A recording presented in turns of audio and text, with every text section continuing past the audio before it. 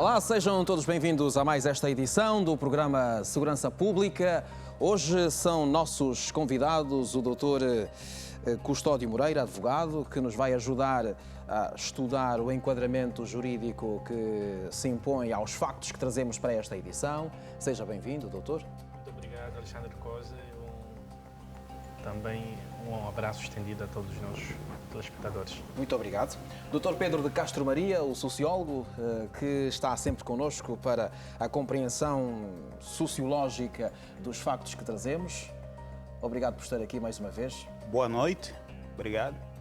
Ora, da Polícia Nacional, temos o chefe de secção de acidentes da Unidade de Trânsito da Polícia Nacional, o subinspetor António Sebastião. Obrigado por estar aqui connosco no dia de hoje.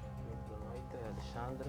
E boa noite a todo o público-alvo do nosso programa Segurança Pública. E hoje começamos assim, mais uma vez, a questão que se prende com a segurança nas vias rodoviárias. Ora, a Brigada Especial de Trânsito realizou mais uma operação stop na zona de Catete, município de Icolibengo, aqui na província de Luanda. Do detalhe ao pormenor, confira os factos já a seguir na reportagem.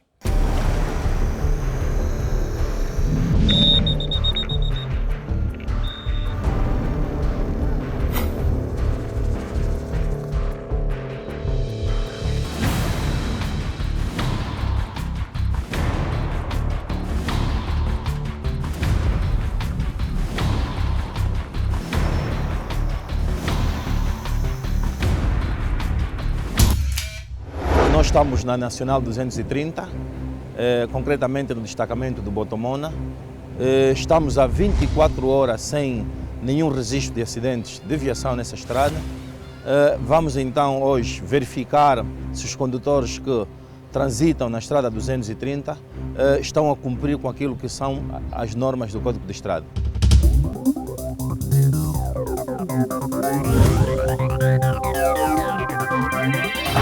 Estamos a 70 km da capital Luanda.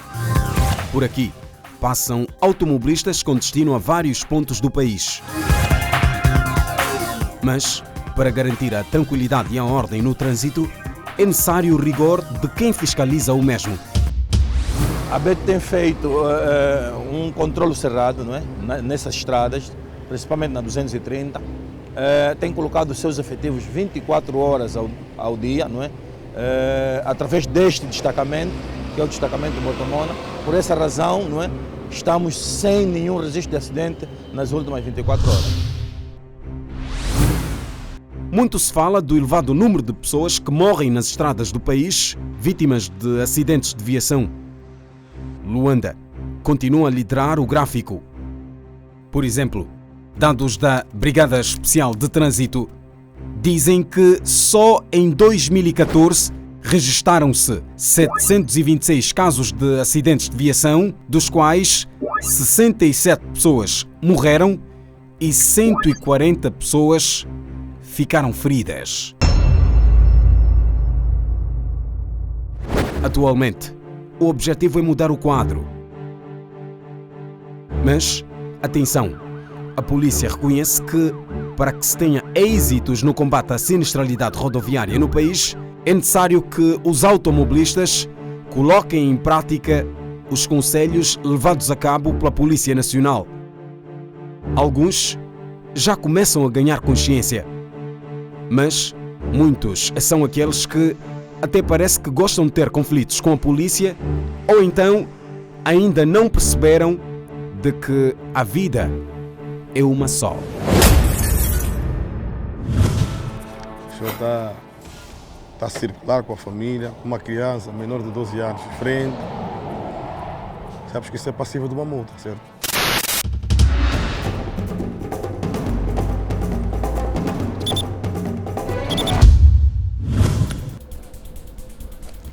O senhor cortou é muito tarde. Obrigado, meu chefe. Agradecia a carta de condução, documento da efetua. Não percebe. Ok. O senhor tem um seguro? Tem um seguro? O senhor vem de onde? Calamboloca, certo. Então, eu devo informar ao senhor Gabriel vamos fazer a apreensão da viatura, certo? O documento da viatura está caducado, certo? Está desde março, certo? Dia 1 de março. Então, o senhor não pode estar na via pública, que a viatura é nessa circunstância. Então, logo está a violar o artigo 662. Pois é. Não se faz acompanhar do seguro e ainda por cima tem a documentação do veículo fora do prazo. Veja só. Agora, ele tem problemas com a polícia. Por favor.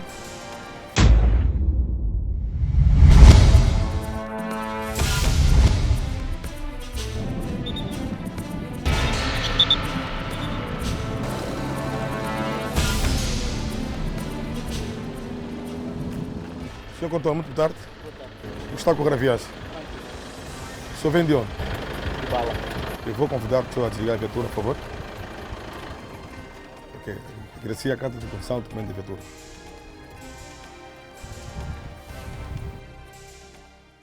Tem um seguro atrasado? Não, essa é da outra viatura. Mas eu quero, nesse momento, dessa viatura. Deixa, não estou a encontrar aqui agora no preciso momento. Por favor, deixe-se ver se a matrícula é conhecida. Certo. Só de emergência. Estou a buscar essa viatura. O senhor, Sr. Fernando, sabe que o seguro é de caráter obrigatório, certo? Sim, estamos aqui, está pago. Tem o selo aí consigo? Tenho. Garcia, pode tirar para mim ver? Nesse caso só falta o comprovativo. Comprovativo, é que não estou encontrando. Ok. É. O polícia entende que o condutor pode continuar o seu trajeto. Por favor. Ok, vou desejar boa caminhada para o senhor, certo? Pode seguir.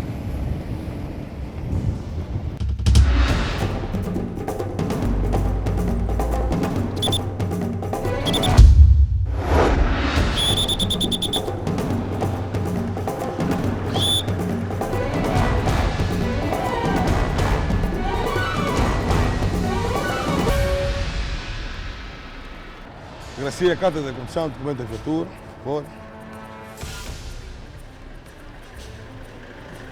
Quero convidar o senhor a desligar a viatura para facilitar a comunicação, por favor. Certo. O senhor está a circular com a família, uma criança menor de 12 anos de frente. Sabes que isso é passível de uma multa, certo? Mais um que coloca a vida do próprio filho em risco. Por favor, Veja só. Um menor de 10 anos é transportado fora da cadeira de retenção e no banco da frente. É complicado. Ele vai mesmo pagar uma multa. É verdade. Questões que se impõem agora, dirigidas ao subinspetor António Sebastião, que é o chefe de secção de acidentes da Unidade de Trânsito do Comando Provincial de Luanda da Polícia Nacional. Estas operações desencadeadas pela polícia para fiscalizar o trânsito são suficientes para levar as pessoas, os condutores, os automobilistas, a assumirem a responsabilidade em relação ao uso da cadeira de retenção nos seus veículos automóveis quando vão transportar menores? Alexandre, nós acreditamos, nós Polícia Nacional, de facto que o trabalho que nós temos feito de prevenção e segurança rodoviária, na vertente de montagem de barreiras para sensibilização e educação, tem surtido efeito. É lógico que a visão, o número de condutores que continuam a infringir ainda é elevado, porque, como podemos ver na peça, nós vimos que o automobilista infringiu vários artigos da Lei 5/08, desde o artigo 84, que diz que todo e qualquer automobilista, ao circular, deve-se fazer acompanhar da sua identificação pessoal, no caso o bilhete ou o passaporte, do título de condução, estamos a nos referir da carta de condução, dos documentos do veículo, estamos a citar que deve-se fazer acompanhar do livrete, o título e a apólice de seguro e o certificado de expensão do veículo, que deve estar colado no vidro. A partir do momento que o automobilista começa a circular com toda esta documentação, está legal. A questão da cadeira de retenção, e a peça foi bem ilustrativa, é contemplada também nos artigos 54 e 55 da mesma lei, que diz o 54 como devemos transportar o transporte de pessoas e mercadorias. No artigo 55 fala de como os menores devem ser transportados. Certo? Nós vimos que era uma criança com menos de 10 anos. No número 1 do mesmo artigo, ele reza que todo e qualquer menor deve ser transportado na retaguarda do veículo, na parte traseira, estamos a dizer, nos bancos de trás, automaticamente com um sistema de retenção adaptado ao seu peso e à sua altura. Quer isto dizer que nem todas as crianças de 10 anos têm o mesmo peso e a mesma altura. Então a cadeira de retenção... variam. Exatamente, as cadeiras variam em função do peso e da altura. Então os pais têm a ter a consciência de que de tempos a tempos vão ter que comprar uma nova cadeira. Exatamente, os pais devem ter consciência de que a cadeira deve estar adaptada ao peso e altura do seu filho, porque nós, enquanto polícia, também vamos sempre aconselhando os utentes da via, no caso o condutor, quando é atuado. Tem havido problemas em relação a este detalhe particular? Exatamente. Nós temos visto que temos ainda apanhado alguns automobilistas que no exercício da condução têm a cadeira de retenção, mas não está adequada nem ao peso, nem à altura do seu filho. E ele depois diz, não, mas eu passei assim, eu ando assim.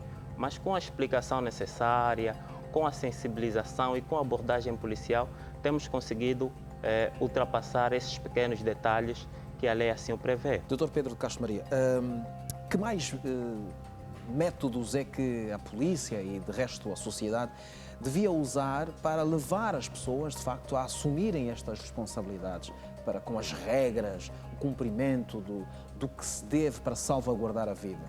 Uma das diferenças que eu quero aqui avançar é que o cinto de segurança é um artefato que vem acoplado à viatura. Não tem custos financeiros adicionais. O motorista, para usar cinto, é só tirá-lo, está no carro. Sim. A cadeira de retenção tem que ser comprada nas farmácias e noutros locais, eventualmente nas grandes superfícies comerciais, as lojas. Em alguns casos até na venda ambulante. Portanto, mas compra-se.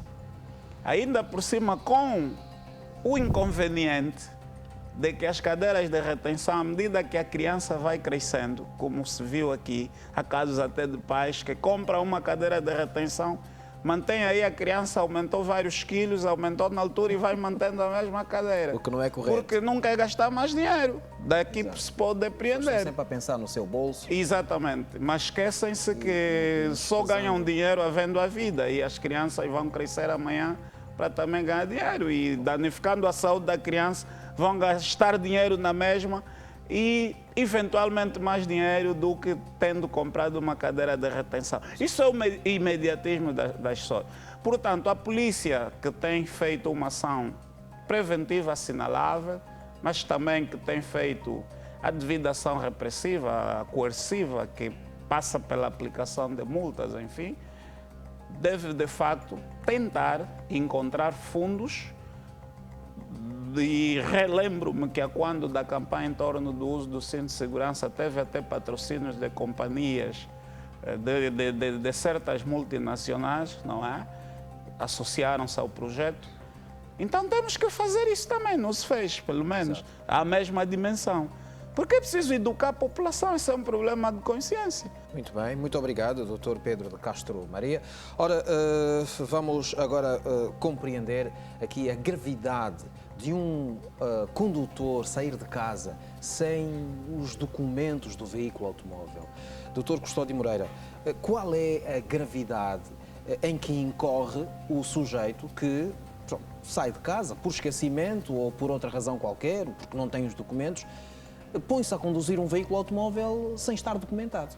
Quando determinado indivíduo coloca-se num carro e sem estar devidamente identificado relativamente à sua habilitação e relativamente, vamos lá, à condição legal do próprio veículo, estamos, na verdade, a falar, estamos em presença de uma situação de inexistência, ou seja, quem conduz sem a carta de condução, presume-se que não tem a carta de condução até prova em contrário. E então, a gravidade, na verdade, nesta situação é a possibilidade, não é, que tem este indivíduo de sofrer um conjunto de medidas que a própria lei estabelece, que já que foram descritas pelo nosso agente da Polícia Nacional. Então, quem não tem carta de condução ou esqueceu, não é equiparado a quem conduz de forma ilegal. Então, o risco que se corre é este, não é, de ser sancionado, não é, por serem normas imperativas, aquelas estabelecidas no Código de Estrada, e porque, de certo modo, né, colocam em perigo a própria segurança pública, né, colocam em perigo a vida das pessoas que fazem-se no trânsito, desde os outros automobilistas legais até os passageiros, não é? Então, a gravidade é justamente esta.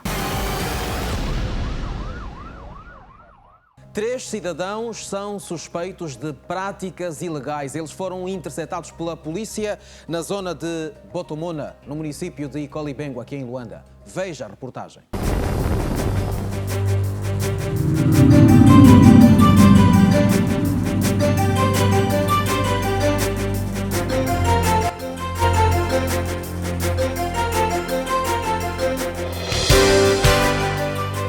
Desde maio de 1993, data em que foi criada a Brigada Especial de Trânsito, com o objetivo de manter a ordem e a tranquilidade nas estradas nacionais. Estamos a falar daquelas estradas interprovinciais, as estradas que saem de uma província para outra, de uma localidade para outra. Neste preciso momento, a BETA está a atuar também na via expressa.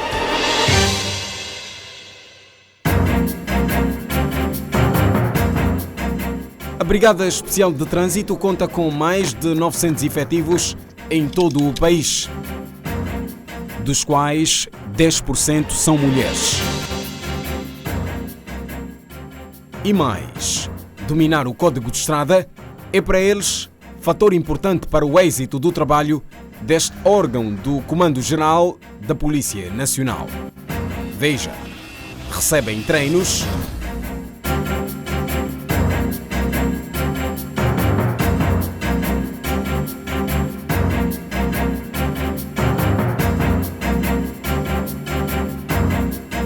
atenção, estamos diante de uma polícia preparada não só para as questões do trânsito, mas também para situações anómalas à segurança pública.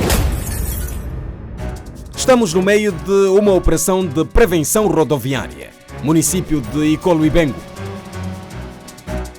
Preste atenção no que vai acontecer agora.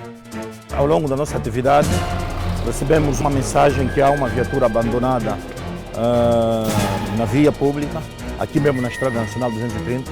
Vamos até este local que nos foi informado. Por isso vamos sair daqui e vamos lá verificar se essa informação é verídica ou não.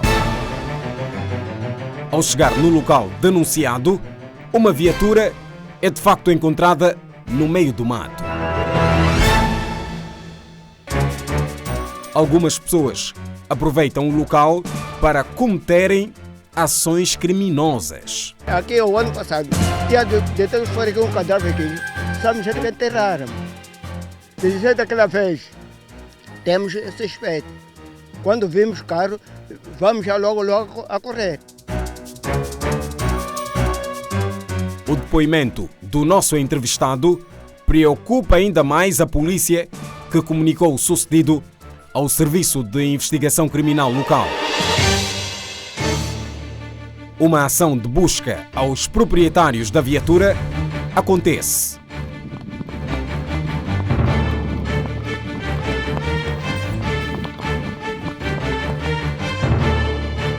Primeiro, este senhor que se fazia acompanhar desta katana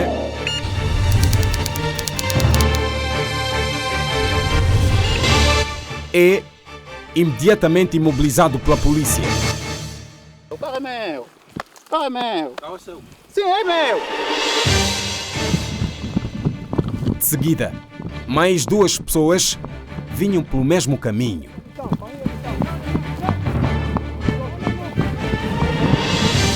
Todos quantos? Outro tanto. Tem outro foi no carro. Estão a sair aonde? Vamos fazer a oração lá embaixo. Levanta. E essa katana aí? Olha a katana. Tem uma katana aí? Para cortar os picos. Pra? Para cortar os picos. Segura a pasta. Levanta. Levanta. Levanta. Podem revistar. Então passa para frente. Passa para frente.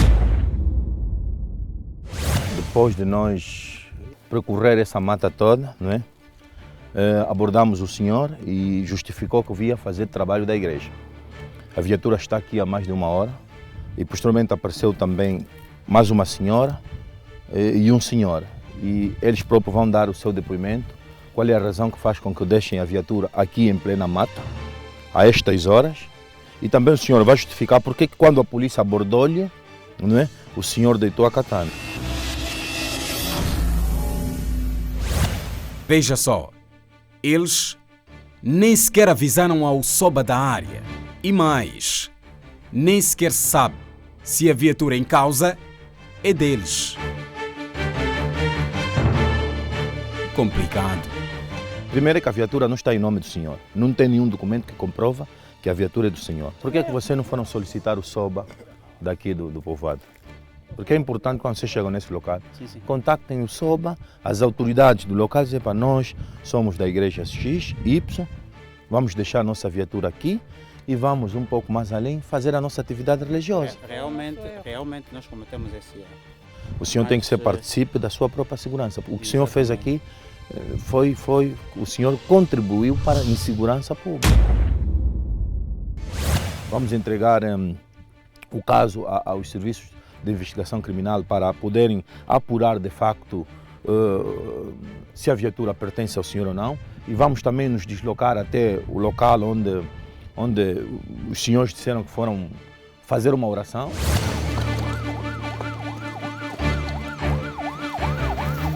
Para chegar ao local, foi necessário caminhar cerca de 10 quilómetros. E porque queríamos ver o desfecho da história, entre árvores e muito capim, caminhamos também. Nós com a katana estávamos a cortar os paus para organizar essa coisa aqui. Onde os paus vocês cortaram? Aqui, sim. Cortamos esse. Cortamos esse, fechamos aqui. Aqui como estava cheio de capim, empurramos esses capins aqui. O senhor é de que religião? Qual é a tua religião? Não percebi? Igreja Tocuista. De que religião? Tocuista. A tua igreja sabe, a direção da igreja sabe que o senhor elegeu esse espaço para fazer oração? Não, nós preparamos só o local. Não, perguntei se a direção da sua igreja sabe que o senhor preparou este local aqui, sabe que o senhor está aqui, ou esteve aqui neste local a preparar o espaço para a oração? Sim, a direção da juventude, nós pertencemos à direção da juventude. Então, perguntar a direção geral da igreja, porque qualquer atividade que vocês vão fazer tem que ser do conhecimento da igreja. Sim. A direção sabe que vocês... Qualquer atividade que nós estamos prestado ou feito, a direção tem conhecimento.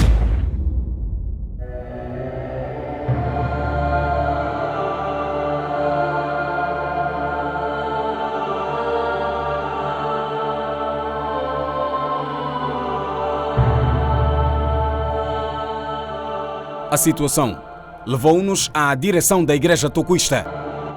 Pastor Gabriel Simão Manuel, secretário executivo da referida igreja.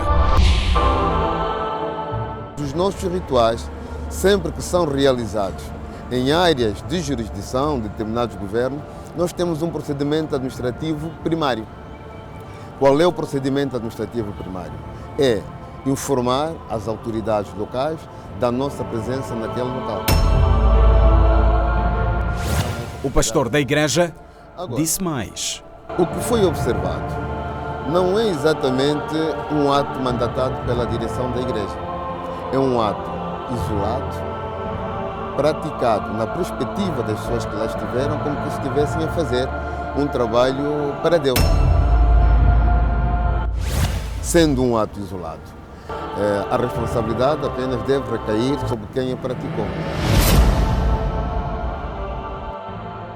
Vamos entregar ao Serviço de Investigação Criminal, que vão investigar o caso a partir do proprietário da viatura, quem é o proprietário, porque o senhor também não consegue justificar porque que a viatura está com o senhor e não está em seu nome. Depois de se comprovar, então, o processo vai seguir.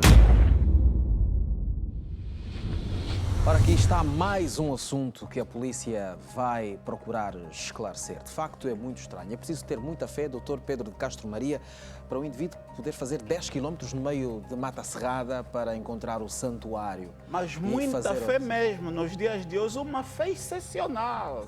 E é a partir dessa fé excepcional, não é, que se começam a levantar as suspeitas. O que é que esses nossos irmãos terão ido fazer aí? Por que estão com uma katana na mão? Por que não têm os documentos que comprovam que a viatura é sua? Porque o único documento... O cidadão, logo que foi atuado pelo agente da autoridade, a primeira interpelação foi dizendo a viatura é minha. Ok, mas está bem, mas dizer à polícia que a viatura é sua não é com a boca, é com papéis, não é? É com documentos. Portanto, há aí vários casos que sociologicamente nos preocupam sobre a atuação desses indivíduos. De facto, o fenómeno religioso em Angola tem muito que se lhe diga. Pois, claro. E é preciso chamar a atenção ao seguinte. Uma aldeia é uma localidade, normalmente, em que todos os seus habitantes conhecem-se perfeitamente. Não é assim? A aldeia ainda pode ser incorporada naquilo que a sociologia chama de comunidade, diferentemente da sociedade. Sociedade é uma coisa mais complexa, mais ampla, com um nível com um número, muito maior de habitantes, cujas relações sociais são assim muito formais. Na aldeia não. Qualquer movimento estranho, qualquer indivíduo desconhecido que aporte para uma aldeia, isso chama atenção aos aldeões. Logo, como é que vão aparecer 3 indivíduos, metem-se pela mata adentro, não comunicaram o SOBA da aldeia, trazem uma viatura, colocam à vista das pessoas que eventualmente fazem as suas caminhadas para as suas lavras, para os locais onde buscam água, para caça, enfim, as atividades típicas de uma aldeia. Então, logo vemos aí que há indícios muito sérios para que os serviços de investigação criminal possam, de facto, nos ajudar a esclarecer o que se passa. Também tudo o que avançarmos, eventualmente, poderá ser especulação a priori. Mas agora, eles declararam-se como sendo de uma denominação religiosa, no caso a Igreja de Nosso Senhor Jesus Cristo no mundo, mais conhecida por Igreja Tocoísta, não é? A nossa reportagem foi para lá e a direção da igreja demarca-se de qualquer vínculo entre essa ação desses 3 indivíduos e a direção da igreja. E o mais velho aldeão de Botomona disse claramente que aquela é uma zona, inclusive, que já está sob alerta dos moradores da aldeia, por quanto, inclusive, em tempo mais ou menos recente, foi aí encontrado um corpo de alguém.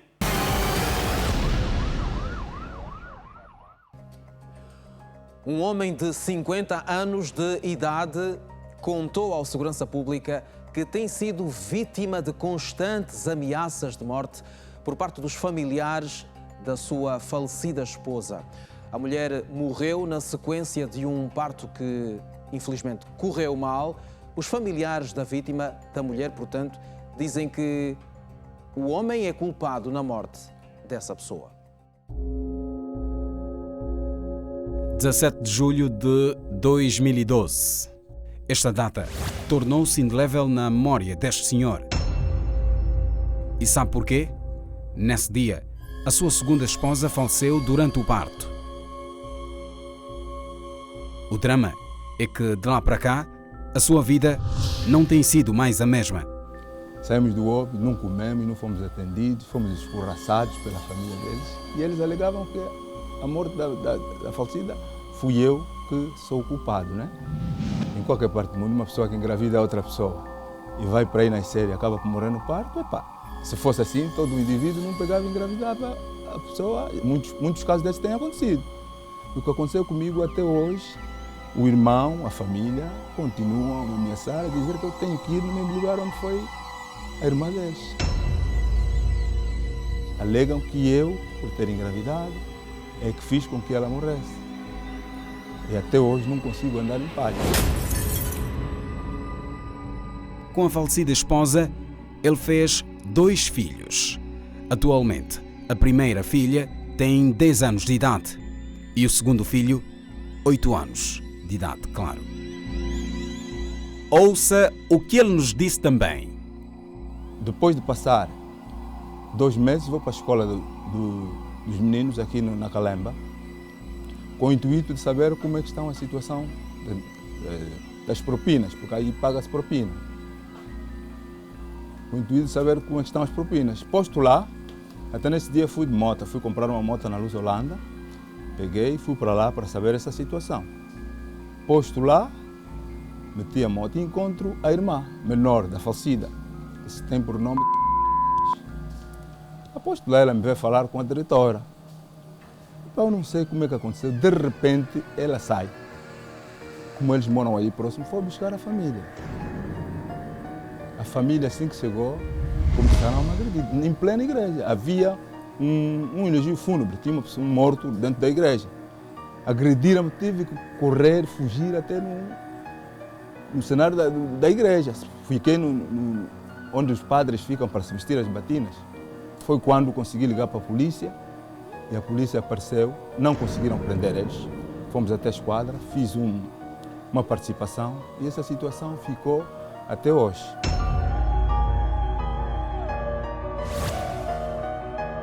Pedro António mostra-nos o capacete que, segundo ele, protegeu a sua vida. Paro perante uma barraca onde vendem escovas. Para comprar escova para limpar os sapatos. Eu estava andando de moto, os sapatos sujaram. Olha, o que mais só assustei atrás de mim, 4 moços com katana. Um é o irmão menor do senhor, o outro é o meu enteado e os outros 2 são sobrinhos deles, filhos da irmã mais velha. Com katana, deram uma katanada do capacete e uma daqui do braço.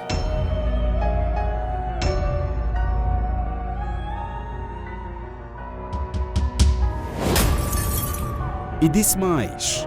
O pior só não aconteceu porque no momento 2 efetivos da Polícia Nacional aproximaram-se e resolveram o caso. A malograda tinha na altura 30 anos de idade. O ofendido disse também que ela esperava pelo dia do parto em casa dos seus familiares. O irmão tinha um carro meu que eu lhe dei para pagar em prestações. Ele com o carro não conseguiu levar a irmã. Sexta-feira, nem sábado. Eu quando saio de serviço, lavei o carro, vou para lá e encontro, já quase 18 e tal, encontro a senhora Mali a espumar já na boca. Sabe, uma mulher grávida para meter no carro, eu sozinho não estava a aguentar. Não sei qual é o espírito, Deus que veio, consegui meter no meu carro, na altura tinha um Nissan Almera, meti-lo no carro, para mais a tal irmã que estava a dizer, não, fica mesmo aqui, vai nascer, mas quando viu o perigo, ficou em pânico. Eu disse, então desde ontem que ela está assim, não me avisaram porque eu estava no serviço, podiam ter avisado para eu vir buscar. Quando cheguei no hospital, desculpe, com a realidade que vos digo, a doutora assim que recebeu disse, abanou a cabeça. Afinal, ela já estava sufocada com a criança. A criança aparece lá dentro, o feto já tinha ido embora, já tinha morto. E quando entrou, acabou por falecer.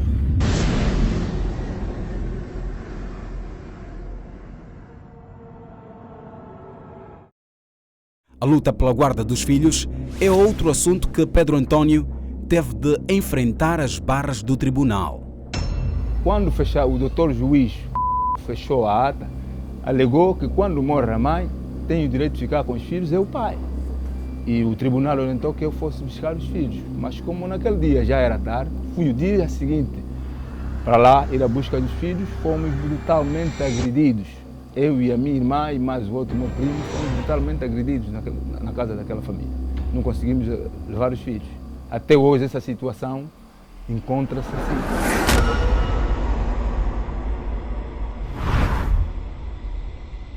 No dia 29 de novembro de 2012, Pedro Antônio informou sobre o sucedido à Sala de Família do Tribunal Provincial de Luanda. Num dos parágrafos do referido documento está escrito o seguinte: venho por este meio informar ao excelentíssimo senhor juiz o seguinte. De acordo com a orientação do Tribunal da Sala de Família da primeira secção sobre o caso do número do processo número 733B, que ganhei a causa, segundo a decisão do Tribunal, concernente ao caso da guarda dos filhos, dirigi até a residência para cumprir o que foi ordenado. Posto ao local, fui brutalmente agredido fisicamente e humilhado na presença dos meus filhos. É complicado. No dia 2 de outubro de 2013, Pedro escreveu novamente à Sala de Família do Tribunal Provincial de Luanda. No documento, ele escreveu: no entanto, em 29 de novembro de 2012, informei ao Tribunal sobre a situação que me impossibilitou de ter a guarda dos meus legítimos filhos e sobre a agressão que sofri ao cumprir com a ordem mandada por aquele tribunal. Surpreendentemente, até ao exato momento, não obteve nenhum pronunciamento de Vossa Excelência. Bem, isso é apenas o que está escrito no documento. Atualmente, o homem de 50 anos de idade, desde 2012, não tem contactos com os filhos, segundo ele, claro. Todo pai, toda mãe ama os seus filhos. Todo pai e toda mãe ama os seus filhos. Seja ele maluco, seja ele que nós temos amor, nós temos que ter amor, afinal de contas nós é que diremos para que eles vejam o mundo. Então nós temos o direito de pegar e criá-los e amá-los conforme Deus manda. Só que essa coisa comigo não está acontecendo. Estou estupefacto, estou aqui naturalmente sem poder vê-los, sem poder dar-lhes o meu saber, sem poder ensinar-lhes o que é mais bonito. E porque queríamos entender melhor o caso, tentamos um contacto com um dos familiares da malograda. Pois ele próprio promoveu um encontro em que, tendo reconhecido os erros e as faltas de respeito em que elaborou em relação aos pais da sua falecida esposa, então ele próprio reconhece, pede desculpa aos meus pais, que ele abraça o meu pai. Esse facto está na minha memória registrado e há testemunhas. Neste dia, ele mesmo tira as chaves da casa e entrega ao meu filho. Entregou a casa para nós cuidarmos dos filhos e por aí fora. Então nós retiramos dessa casa todos os bens que estavam lá, que era para arrendarmos a casa, porque ninguém tinha disponibilidade a morar ali com as crianças. As crianças, mesmo enquanto ele viveu com a nossa irmã, sempre moraram com os meus pais. Então tiramos as coisas todas para arrendarmos a casa. Ele passa por trás, no dia seguinte ou 2 dias depois, arromba as fechaduras da casa, põe outras fechaduras e vai fazer uma queixa à polícia de Viana a dizer que ele tinha assaltado a casa e roubado de lá todos os bens e um tapete avaliado em mais de $5.000. E nós fomos responder. E ele visa, nesta queixa que faz a polícia, visa-me a mim e visa ao meu irmão. Portanto, são factos que ajudam a perceber que o senhor é capaz de inventar as mais atrozes e grosseiras acusações.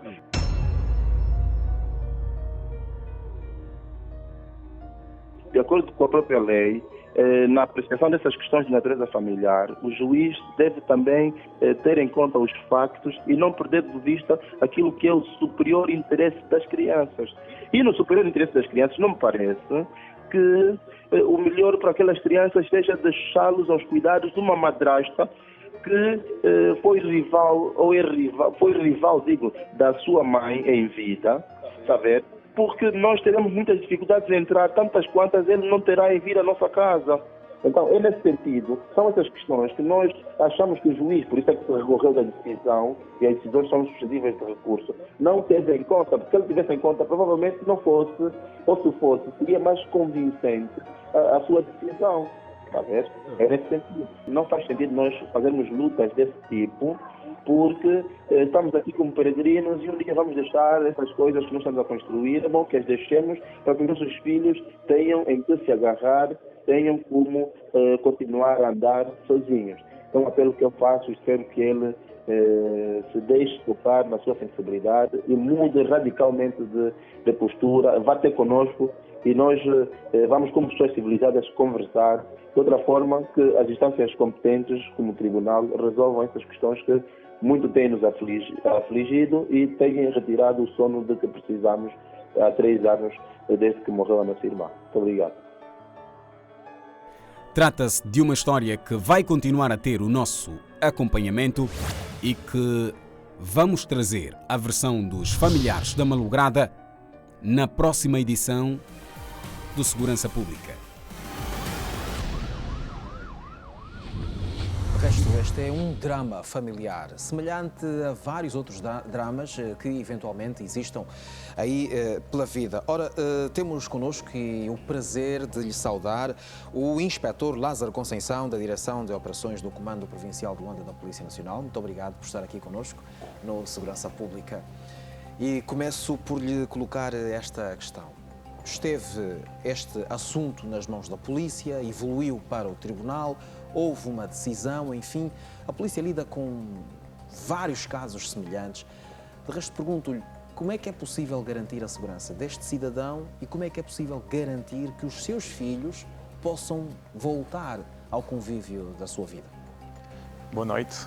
Quero agradecer os telespectadores em nome do Comando Provincial de Luanda. Analisando concretamente as imagens que tivemos a oportunidade de vê-las, dizer desde já que sempre que algum cidadão for vítima de um crime de ameaça, deve denunciá-lo no piquete da polícia, porque a ameaça constitui um crime, é um crime de mera ação, é um crime de perigo e não é necessário que haja um resultado, o que significa dizer que não é necessário que haja consumação desta mesma ameaça. Basta a mera ameaça de um mal que constitua um ilícito criminal típico. Isso em si já é motivo de denúncia e dá início logo a uma sequência investigativa que pode culminar depois no tribunal. Bem, analisando agora concretamente o caso em específico, verificamos que essa decisão que existe relativamente ao tribunal não recai sobre o crime que ele foi vítima, dá uma percepção que tem a ver com a guarda dos menores. Relativamente... Na verdade, há aqui uma série de situações, não é? Um homem que está envolvido no meio de um drama que, portanto, acaba por trazer distintas situações. Uma delas é esta que está a referir. A outra é relativa à sua segurança. Mas naquilo que envolve, digamos, a intervenção da polícia. Para além dessa queixa, ele devia se dirigir ao instrutor do processo inicial e dar a conhecer que há um evoluir das ameaças para a sua segurança.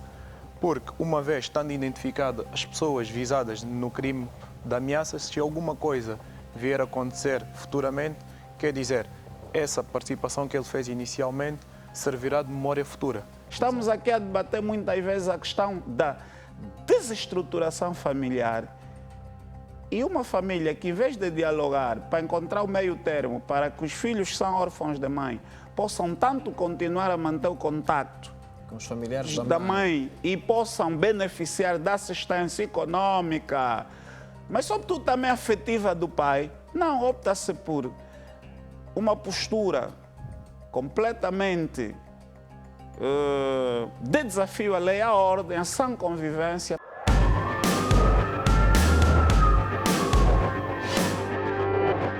O exemplo da semana é algo que deve ser evitado por todos nós. Existem as passagens aéreas um pouco por várias artérias da província de Luanda, justamente para salvaguardar a vida dos peões. O que acontece é que muita gente, em vez de usar as passagens aéreas, passa por debaixo delas. É o que nós vamos mostrar já a seguir.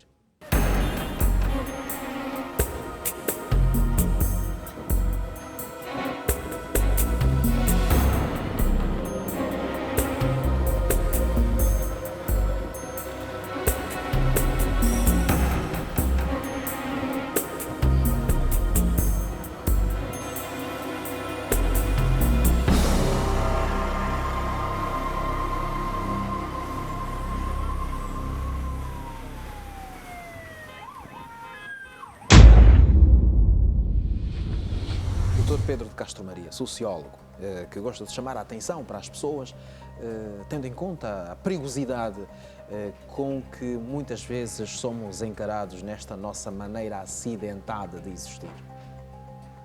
E é mais um facto que temos que chamar a atenção à sociedade. Porque uma das constatações que vimos fazendo, nós, segurança pública, nós, sociedade, é que morrem muitos cidadãos nossos nas estradas. Muitas vezes numa brincadeira. Como essas, aquilo deve mesmo se chamar brincadeira. Porque é uma passagem aérea a menos de 100 metros. Logo ali. Sim, exatamente. E o que é que temos estado a assistir nos locais adjacentes às passagens aéreas em muitos pontos da nossa cidade, da nossa província de Luanda? Exatamente comportamentos similares àquele. Que, na verdade, o comportamento tende, em vez de evoluir para o melhor, para a redução dessa negatividade, tende a evoluir para a generalização. Eu sou atento a esse aspecto. Em muitas passagens aéreas, os cidadãos passam na estrada, pondo em risco as suas vidas, e o doutor Moreira aqui já apontou outras consequências desse comportamento. Mas aqui também, às vezes, em horas que o trânsito está delicado, não é? Por causa das constantes travessias de peões, inclusive provocam autêntico engarrafamento por causa desse comportamento. O que é bastante Enfim, esses indivíduos põem em risco as suas próprias vidas, põem em risco o patrimônio público também, porque algum automobilista, ao tentar eventualmente esquivar, sei lá, porque a reação de um automobilista é um ser humano, tem sensibilidade. Quando ele vê um indivíduo atravessar nessas condições, eventualmente ele vem a uma certa velocidade, com a consciência de que aí é uma passagem aérea, vai transitar à vontade. De repente depara-se com um peão. É um drama. Tende, por vezes, aí contra um poste, contra alguma coisa, enfim. Põe em risco o bem material, viatura do automobilista, que não é nada barato. Enfim, uma série de constrangimentos, comportamento a evitar. É mais aqui um fenómeno que tende a nos levar a uma certa reflexão. É mais aqui um fenómeno que não sei porque que acho que nenhum cientista social ainda pegou nesse fenómeno para fazer um estudo. Daria um bom trabalho de licenciatura, de mestrado. Já agora está lançado o desafio ao Dr. Pedro de Castro Maria. Pode ser. Cientista social. Podemos fazer um estudo e trazer resultados. Porque temos que compreender porque que os nossos cidadãos estão a se comportar assim. Realmente. Não podemos continuar a assistir impávidos e serenos. E, mais uma vez, a Polícia Nacional, temos, se calhar, estado a deixar muita responsabilidade para a nossa polícia. Não, já agora o doutor está a passar a bola ao inspetor Lázaro Conceição. E por isso é que a nossa polícia, campanhas de sensibilização e todos os outros atores interessados para que esse comportamento mude, porque nós queremos construir uma sociedade de paz, de bem, decente. Exatamente. Então passa por comportamentos também conforme aquilo que é a norma. Inspetor Lázaro Conceição. Bem, pelas imagens podemos verificar que o cidadão coloca-se em risco, é o próprio cidadão a criar o risco, não é um terceiro. Enfrenta o risco. Exatamente, quer dizer, são aquilo que nós chamamos de comportamentos de risco, devem ser evitados. Nós, polícia, temos feito as campanhas de sensibilização e não só. Essas campanhas de sensibilização são acompanhadas de outras medidas, nomeadamente temos estado a fiscalizar, temos estado a interagir com o Ministério da Educação para que nos seus programas de primeiro e segundo ciclo adotem cadeiras que sensibilizem os estudantes sobre o perigo das estradas. Relativamente à fiscalização, conseguimos êxitos com os condutores porque temos como fiscalizá-los, mas com os peões não acontece mais difícil. A mesma coisa. Exato. Ok. Obrigado. Pronto, assim que nos esteve a acompanhar, aos nossos convidados aqui no Espaço Segurança Pública, aqui está o nosso reiterado abraço de ótima disposição. Nós voltamos na próxima edição com mais um conjunto de assuntos que dominam o nosso dia a dia em segurança pública. Até lá, fique bem.